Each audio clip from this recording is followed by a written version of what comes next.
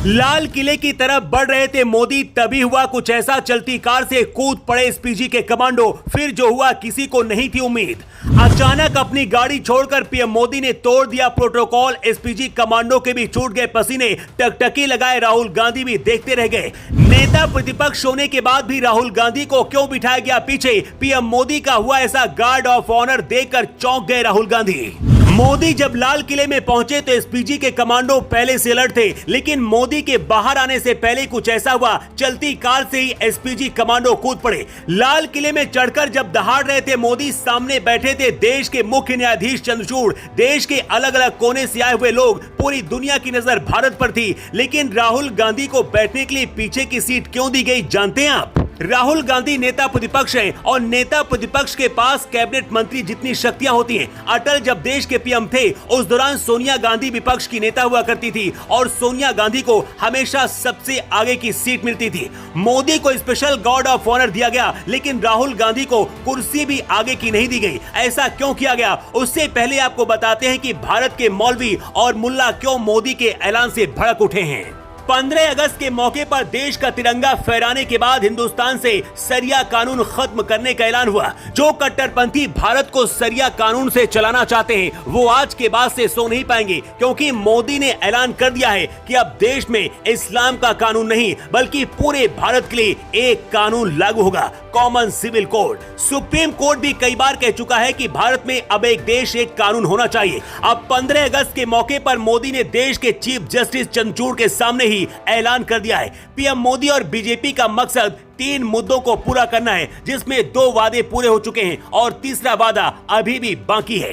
BJP ने जो पहला वादा किया था उसमें था अयोध्या में राम मंदिर बनाना, इसके बाद कश्मीर से 370 को हटाना और इसके बाद समान नागरिक संहिता को देश में लागू करना। राम मंदिर और 370 का तो वादा पूरा हो गया, लेकिन अब बारी है देश में सीए कानून लागू करने की। अभी तक हिंदू, सिख, जैन और बौद्ध के पर्सनल मामले हिंदू मैरिज एक्ट से चलते हैं, लेकिन मुसलमान, ईसाई और पारसियों के अलग पर्सनल लॉ हैं। ऐसे में अगर यूसीसी आती है तो सभी धर्मों के मौजूदा कानून निरस्त हो जाएंगे और इसके साथ ही इस्लामिक कानून, सरिया कानून, सब कुछ खत्म हो जाएगा। देश में सिर्फ एक कानून रहेगा, सभी धर्मों में शादी, तलाक, गोद लेने, उत्तराधिकारी, संपत्ति से जुड़े मामलों का एक ही कानून होगा।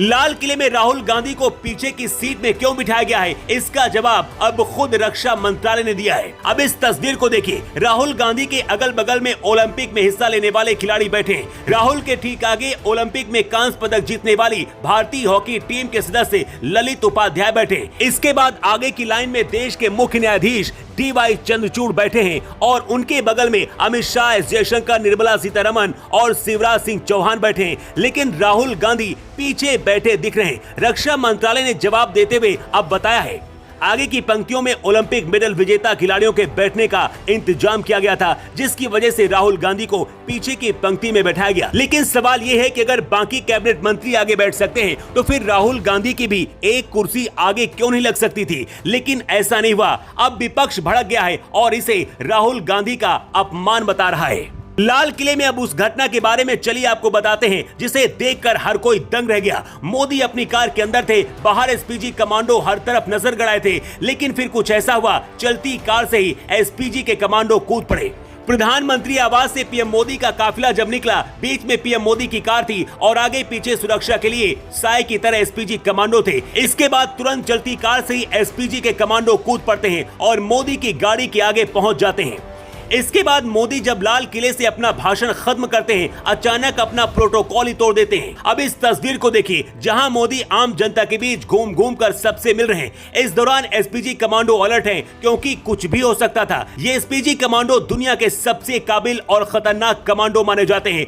जो लोग मोदी को मिटाने का ख्वाब देखते हैं, उन्हें ये कमांडो पलक झपकते ही धुआं बना देंगे।